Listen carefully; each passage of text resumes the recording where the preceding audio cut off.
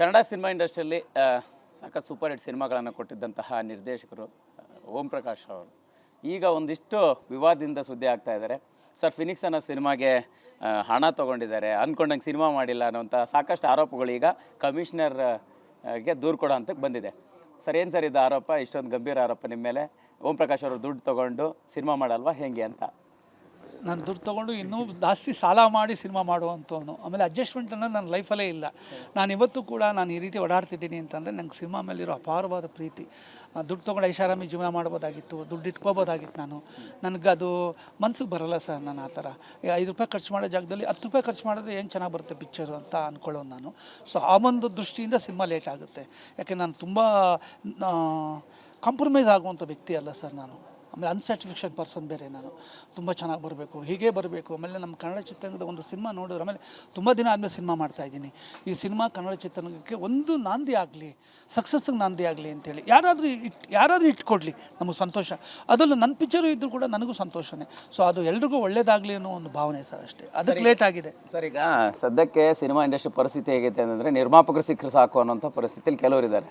So ನಿಮಗೆ ನಿರ್ಮಾಪಕರು ಸಿಕ್ಕರು ಕೂಡ ಅವ್ರ ಜೊತೆಗೇ ಜಟಾಪಟಿ ಶುರುವಾಗಿದ್ದೆ. ಯಾಕೆ ಅಂತಂದರೆ, ಭಾಸ್ಕರ್ ಶೆಟ್ಟಿ ಅವರಿಗೆ ಒಂದು ಸಾಲ್ವ್ ಮಾಡ್ಕೋಬೋದಿತ್ತಲ್ಲ, ನಡುವೆ ಕೂತ್ಕೊಂಡು ಪೊಲೀಸ್ ಸ್ಟೇಷನ್ಗೆ ಮೆಟ್ಲಿರುವಂಥದ್ದು, ಕಮಿಷನರ್ ದೂರು ಕೊಡುವಂಥದ್ದು ಯಾಕಾಯಿತು ಅನ್ನೋವಂಥದ್ದು ಮಾತುಕತೆ ಆಗಲಿಲ್ವಾ ಬಿಫೋರ್ ಅಂತ? ಸರ್, ಇದಕ್ಕೆ ಪ್ರೊಡ್ಯೂಸರ್ ಯಾರು ಅಲ್ಲ ಸರ್, ನಾನು ಪ್ರೊಡ್ಯೂಸರ್. ಆ್ಯಕ್ಚುಲಿ ನಾನೇ ಕಷ್ಟಪಟ್ಟು ನನ್ನ ಫ್ರೆಂಡ್ ಸರ್ಕಲಲ್ಲಿ ನಾವು ಎದುರೆಲ್ಲ ದುಡ್ಡು ತೊಗೊಂಬಂದಿದ್ದೀನಿ.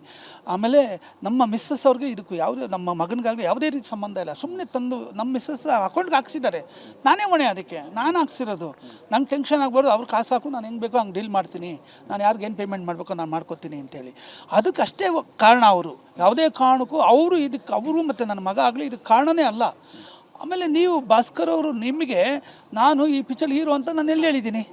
ನೀವು ಯಾಕೆ ಅನ್ಕೋತೀರಾ ಹೀರೋ ಅಂತ ಹೇಳ್ಬಿಟ್ಟು?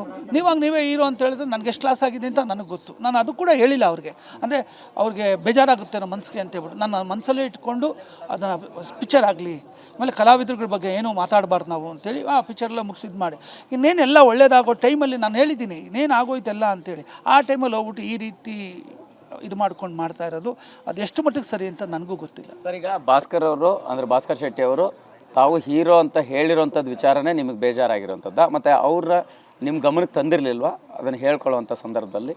ಅದನ್ನು ಬಿಟ್ಟು ಬೇರೆ ಏನೇನಾದ್ರು ಸಮಸ್ಯೆ ಇತ್ತಂತ? ಇದು ಸಮಸ್ಯೆನೇ ಸರ್. ಆ್ಯಕ್ಚುಲಿ ಹೀರೋ ಅಂತ ಹೇಳಿರೋ ಸಮಸ್ಯೆನೇ. ಏನಕ್ಕೆ ಅಂತಂದರೆ ಸರ್, ಈಗ ಫೈನಾನ್ಸರ್ಸ್ ಆಗಿರ್ಬೋದು, ಬೇರೆ ದುಡ್ಡು ಹಾಕೋರು ಆಗಿರ್ಬೋದು, ಭಾಸ್ಕರ್ ಶೆಟ್ಟಿ ಅವರು ಈ ಪಿಕ್ಚರ್ಗೆ ಹೀರೋನ ಅಂದರೆ ಓಂ ಪ್ರಕಾಶ್ ಈ ಥರ ಎಲ್ಲ ಸಿನಿಮಾ ಮಾಡ್ತಾನೆ ಅನ್ನೋದು ಬರುತ್ತೆ ಸರ್. ನಾನು ಹೇಳಿ ಇಲ್ಲ, ಲೇಡಿ ಓರಿಯೆಂಟೆಡ್ ಪಿಕ್ಚರ್ ಇದು, ನಾನು ಅವ್ರನ್ನ ಇಟ್ಕೊಂಡು ಸಿನಿಮಾ ಮಾಡ್ತಾಯಿದ್ದೀನಿ. ಭಾಸ್ಕರ್ ಶೆಟ್ಟಿ ಅವರು ಒಂದು ಸಪೋರ್ಟಿಂಗ್ ಕ್ಯಾರೆಕ್ಟ್ರು ಚೆನ್ನಾಗಿದೆ, ತುಂಬ ಚೆನ್ನಾಗಿದೆ. ಅವರು ಚೆನ್ನಾಗಿ ಮಾಡಿದ್ದಾರೆ, ಅದ್ರ ಬಗ್ಗೆ ನೋ ಡೌಟ್. ತುಂಬ ಒಳ್ಳೆಯ ಕಲಾವಿದ, ಚೆನ್ನಾಗಿ ಕೆಲಸ ಮಾಡಿದ್ದಾರೆ. ಹಂಗಂತೇಳಿ ನಾನು ನಿಮ್ಮನ್ನು ಹೀರೋ ಅಂತ ಪ್ರಮೋಟ್ ಮಾಡ್ತೀನಿ ಅಂತ ನಿಮಗೆ ಭಾಷೆನೇ ಕೊಟ್ಟಿಲ್ಲ, ನಾನು ಎಲ್ಲೂ ಹೇಳಿಲ್ಲ, ಹೇಳೋದು ಇಲ್ಲ. ಅದಕ್ಕೆ ನೀವು ಯಾಕೆ ಕೋಪ ಮಾಡ್ಕೋತೀರಾ? ನೀವು ಕೋಪ ಮಾಡಿಕೊಂಡು ನೀವೇ ಇದು ಮಾಡ್ಕೊಂಡು, ಈಗ ನೀವು ಕೊಟ್ಟಿರೋ ದುಡ್ಡನ್ನು ಬೇಡ ಅಂತಂದರೆ ನೀವು ದೊಡ್ಡತನ.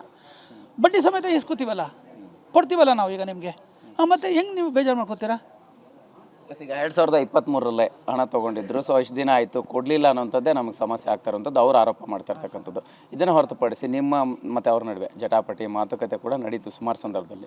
ಯಾರು ಸಾಲ್ವ್ ಮಾಡೋಂಥ ಸಾಧ್ಯತೆಗಳಾಗಲಿಲ್ವಾ? ನಮಗೆ ನಾವೇ ಬುದ್ಧಿವಂತರು, ನಮಗೆ ನಾವೇ ಸಾಲ್ವ್ ಮಾಡ್ಕೊಳ್ಳೋಷ್ಟು ಸ್ವಲ್ಪ ಆದರೂ ಬುದ್ಧಿ ಇದೆ ಅಂತ ನನಗೆ ಸರ್. ಅದು ನಾವೇ ಮಾಡ್ಕೊಳ್ಳೋದು, ಯಾರು ಇನ್ನೊಬ್ರು ಬಂದ್ಬಿಟ್ಟು ಕೇಳೋವಂಥದ್ದೇನಿದೆ ಸರ್? ನಮಗೆ ನಾವೇ ತಿಳ್ಕೊಂಡ್ರೆ ಸಾಕು. ಆಮೇಲೆ ಸಿನಿಮಾಗಳೆಲ್ಲ ತುಂಬ ಲೇಟ್ ಆಗ್ತಿದೆ. ಆಮೇಲೆ ಪ್ರೊಫೆಷನಲ್ ಪ್ರೊಡ್ಯೂಸರ್ಸೇ ಸಿನಿಮಾ ಮಾಡೋಕ್ಕಾಗ್ತಿಲ್ಲ, ತುಂಬ ಕಷ್ಟ ಆಗ್ತಿದೆ. ಅದ್ರಲ್ಲಿ ನಮ್ಮ ಸಿನಿಮಾ ಇಲ್ಲಿವರೆಗೂ ಬಂದಿರೋದು ನಿಜವಲ್ಲೂ ದೊಡ್ಡ ವಿಷಯನೇ. ಬಟ್ ನಾನು ಒಂದು ಮಾತು ಹೇಳಿದ್ದಂದರೆ, ಇದು ನಿಧಾನ ಆಗೋಕ್ಕೆ ಕಾರಣ ನಾನೇ ಕಾರಣ, ಬೇರೆ ಯಾರೂ ಅಲ್ಲ.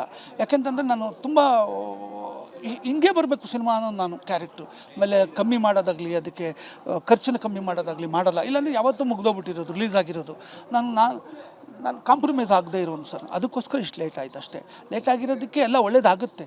ಒಳ್ಳೆ ಸಿನಿಮಾ ದುಡ್ಡು ಖರ್ಚು ಮಾಡಿದ್ದೀವಿ ಸರ್. ಅದು ಎಲ್ರಿಗೂ ಗೊತ್ತು ಸರ್, ನಾನು ಹೇಳೋವಂಥದ್ದೇನಿಲ್ಲ.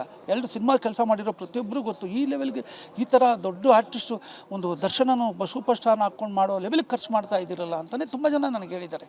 ನಾನು ಆ ಥರ ಕೆಲಸಗಾರ ಸರ್. ಆ ಥರ ನನಗೆ ಆ ಥರ ಕಮ್ಮಿ ಮಾಡಿ ದುಡ್ಡನ್ನ ಉಳಿಸ್ಕೊಂಡು ನಾನು ಆ ಥರ ಐಷಾರಾಮಿ ಮಾಡಬೇಕು ಅನ್ನೋದು ಜನ್ಮದಲ್ಲಿ ಇಲ್ಲ ಸರ್. ಸರ್, ಈಗ ಕೋಟಿ ಹಣ ಕೊಟ್ಟರು. ಸೊ ಆದರೆ ಅದು ಸಿನಿಮಾ ಅಂದ್ಕೊಂಡೋ ರೀತಿಲಿ ಈಗ ಹೊರಗೆ ಬರೋಕ್ಕೆ ಸಾಧ್ಯತೆ ಇಲ್ಲ. ಇನ್ನೂ ಕೂಡ ಶೂಟಿಂಗ್ ಬಾಕಿ ಇದೆ.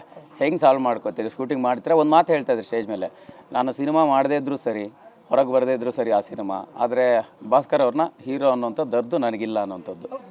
ಈಗ ಮುಂದಿನ ನಡೆ ಏನು? ಸಿನಿಮಾ ಮಾಡ್ತೀನಿ, ಸಿನಿಮಾ ಮಾಡೇ ಮಾಡ್ತೀನಿ ಯಾವುದೇ ಕಾರಣಕ್ಕೂ. ಬಟ್ ಅವರು ಅಷ್ಟು ಮುಂದಕ್ಕೆ ಬಂದಾಗ ಇದೇ ಆನ್ಸರು ಅಷ್ಟೇ.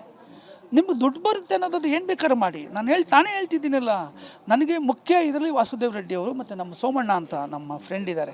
ಅವ್ರು ತುಂಬ ಒಳ್ಳೆಯ ಜನ, ನಮ್ಗೆ ದುಡ್ಡು ಕೊಡಿಸಿದ್ದಾರೆ, ಅವರು ದುಡ್ಡು ಕೊಟ್ಟಿದ್ದಾರೆ. ನಾನು ಎಲ್ಲ ಬರ್ಕೊಟ್ಟಿದ್ದೀನಿ ಅವ್ರಿಗೆ, ಎಲ್ಲ ಬರ್ಕೊಟ್ಟಿದ್ದೀನಿ. ತೊಗೊಳ್ಳಿ, ಫಸ್ಟು ನೀವೇ ತೊಗೊಳ್ಳಿ ದುಡ್ಡನ್ನು ನೀವು ಇಟ್ಕೊಂಡು ಆಮೇಲೆ ನನಗೆ ಮಿಕ್ಕಿದ್ದು ಕೊಡಿ. ಬರಲಿಲ್ವ ಅದು ಇಟ್ಕೊಳ್ಳಿ ನೀವೇ. ಇದಕ್ಕಿಂತ ಯಾರು ಹೇಳ್ತಾರೆ ಸರ್? ನಾನೇ ಹೇಳಿದ್ದೀನಿ. ಆಮೇಲೆ ನೀವು ಬೇರೆ ಕಡೆ ಎಲ್ಲ ಹೋದರೆ ಯಾರು ಕಾಸು ಕೊಟ್ಬಿಡ್ತಾರಾ ನಿಮಗೆ? ಇಲ್ಲ, ನಾನೇ ಕೊಡಬೇಕು ಕಾಸು, ನಾನೇ ಹೊಣೆಗಾರ. ಅದಕ್ಕೆ ನಿಧಾನ ಆಗಿರೋದು ನಾನೇ, ಆಮೇಲೆ ತುಂಬ ಲೇಟಾಗಿ ಇದಾಗ್ತಿರೋದು ನಾನೇ ಹೊಣೆ, ಆಮೇಲೆ ದುಡ್ಡು ತೊಗೊಂಡಿರೋದಕ್ಕೂ ನಾನೇ ಹೊಣೆ. ನಾನು ಇದೆ ಅಂತ ಹೇಳಿದ್ದೀನಲ್ಲ, ಕೊಟ್ಟಿದ್ದೀರಾ ಅಂತ ಹೇಳಿದ್ದೀನಲ್ಲ, ಕೊಟ್ಟಿಲ್ಲ ಅಂತ ಹೇಳ್ತಿದ್ದೀನಾ? ಬಟ್ ಸ್ವಲ್ಪ ದಿನ ಆಗೋಯ್ತು, ಎಲ್ಲ ಆಗೋಯ್ತು. ಇನ್ನೇನು ರಿಲೀಸ್ ರೆಡಿ ಮಾಡಬೇಕು ನಾನು ಪಿಕ್ಚರ್ಗೆ. ಆವಾಗ ನೀವು ಈ ಥರ ಪ್ರಾಪಗಂಡ ಮಾಡ್ಕೊಂಡು ಈ ಥರ ಅಪಪ್ರಚಾರ ಮಾಡ್ತಾಯಿದ್ರೆ ಸಿನಿಮಾಗೆ ಏನು ಬೆಲೆ ಇರುತ್ತೆ ಹೇಳಿ? ಫೈನಲ್ ಏನು ಹೇಳ್ತೀರಿ ಸರ್? ಮಾಡ್ತೀನಿ ಸರ್, ನೋಡೋಣ ಅವ್ರು ಎಲ್ಲಿ ಗಂಟೆ ಹೋಗ್ತಾರೆ ಹೋಗಲಿ ಸರ್, ನೋಡೋಣ. ನಾನು ನೋಡಿಕೊಂಡು ಸಿನಿಮಾ ಕಂಪ್ಲೀಟ್ ಮಾಡೋಕ್ಕೆ ನಾನು ಟ್ರೈ ಮಾಡ್ತೀನಿ ಸರ್, ಖಂಡಿತ ಮಾಡ್ತೀನಿ. ಇದಿಷ್ಟು ನಿರ್ದೇಶಕ ಓಂ ಪ್ರಕಾಶ್ ಅವರ ಮಾತಾಗಿರ್ತಕ್ಕಂಥದ್ದು. ಅಂದರೆ ಸಿನಿಮಾ ಕಂಪ್ಲೀಟ್ ಮಾಡ್ತೀನಿ, ಬಟ್ ಯಾವ ರೀತಿ ಸಾಧ್ಯತೆಗಳಿದೆ ಅದನ್ನು ಕಾದು ನೋಡ್ತೀನಿ ಅನ್ನೋ ರೀತಿಯಲ್ಲಿ ಮಾತನಾಡಿರ್ತಕ್ಕಂಥದ್ದು. ಕ್ಯಾಮ್ರಾ ಪರ್ಸನ್ ಮಹೇಂದ್ರ ಜೊತೆ ಮಾಲ್ತೇಶ್ ಜಗ್ಗಿನ್, TV9 ಬೆಂಗಳೂರು.